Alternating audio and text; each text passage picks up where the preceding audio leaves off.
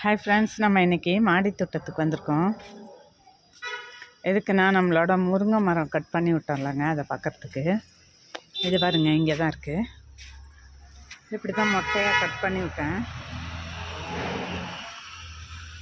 2 குச்சி இருந்ததுன்னு அது பாருங்கள், நல்லா துளுத்து வருது. தெரியுதா?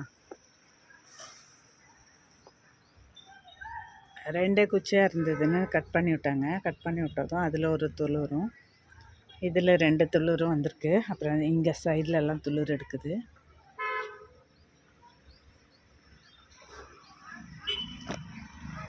இந்த குச்சியில் ஒரு துளிர், அந்த குச்சியில் 2 துளிர். அப்புறம் இதில் சின்ன சின்னதாக துளிர் எடுக்குது சைடில் தான். இப்போ நம்ம என்ன பண்ண போகிறோம், இந்த முருங்கை மரத்துக்கு நம்ம ஒன்றுமே கொடுக்கல இது வரையிலும். அதனால் அது கொஞ்சம் நல்லா மண்ணை கிளறி விட்டுட்டு கொஞ்சம் நேச்சுரலாக உரம் போட்டுக்கலாம்.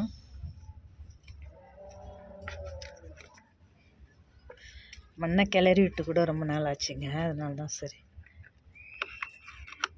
அந்த முருங்கை கன்று தொட்டியில் தான் நம்ம இந்த தக்காளியும் வச்சுருக்கோம், ஒரு 2 தக்காளி.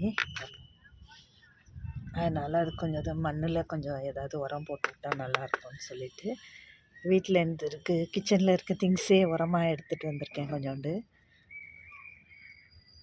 இப்போ மழை நேரம், அதனால் எதுவும் கிடைக்காது, வெளியிலையும் வாங்க முடியாது உரம், நம்ம நர்சரிலேயும் தர மாட்டாங்க உரம் ஒன்றும்.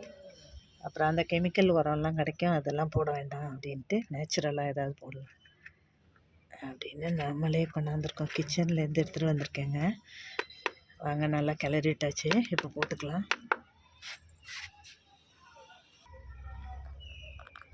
இதுதான் கிச்சன்லேருந்து கொண்டு வந்த உரம். இது என்னதுனாக்க, இதை பாருங்க, கொஞ்சோண்டு வெந்தயம், காஃபி தூள், டீ தூள், அதெல்லாம் மிக்ஸ் பண்ணி கொண்டாந்துருக்கேன். அதை போட்டுட்டு கொஞ்சம் சோயாபீன் அதெல்லாம் கொண்டு வந்திருக்கேன். அது கொஞ்சம் போட்டுட்டு மிக்ஸ் பண்ணி விட்ருவோம்.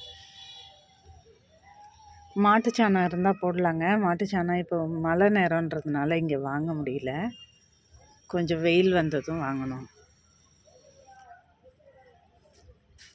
உரம் போட்டு விட்டுட்டு மறுபடியும் மண்ணை கிளறி விட்டுருவோம். கிளறி விட்டுட்டு தண்ணி ஊற்றுவோம். நல்லா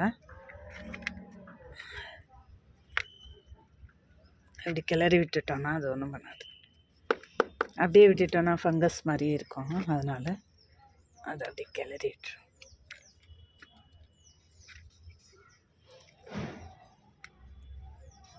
இப்போ நல்லா துளுக்குது, அதான் சரி உரம் வச்சுருவோம் அப்படின்னு.